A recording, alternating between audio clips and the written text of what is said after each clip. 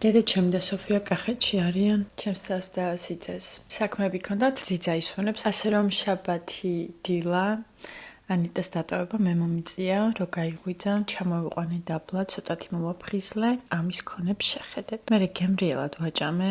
აი ესეთი მადიანი და უპრობლემო გოგო ყავს და მე უკვე ჩემი და დაბრუნდა სახლში და მე გადავწყვეტე რომ როდის მივიღებდი, მაგრამ მანამდე საღებავი უნდა წამესვა. რანარჩენებიც ვიპავე, ყველაფერი ერთმანეთში გადაურია და უბრალოდ პრეტენზია არ გამოჩნია, მთავარია ჭაღარა შეიღება, всё, მე კმაყოფილი ვარ. მოვაწეს რიგე ცოტათი აბაზანა და წავედი გასარუჯად. ამინდის პროგნოზში ეწერა წვიმა, შუა დღის მერე უნდა გაუარესებულიყო ამინდი. ასე რომ გამოვიყენე ეს დრო, 45 წუთი მაინც უნდა საღებავი მქონოდა თავზე და მეთქი სადღაც 20-30 წუთი მაინც მზეზე დავწვევით, ხო? აქაც მომაკითხა ანიტამ. აქ უნდა რომ ვატაროთ ამითი და მოკლედ მარტო ყავა მქონდა დალეული და მივხვდი რომ უკვე ისე მშიოდა რომ ფეხს აღარ ვიდექი და გავიმზადე კვერცხი, დავიჭერი კიტრი, ცოტა ჩერი პომიდორი, 1 ნაჭერი ყველი და ნახევარი ჭადი.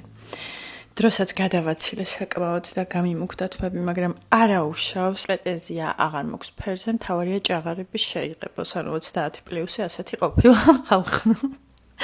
ცოტათი დავტენიანდი და ეხა აქ გამახსენდა, რომ მანქანას ტექტათვალიერება უწევდა და თავქუდ მოგლეჯილი გავიქეცი.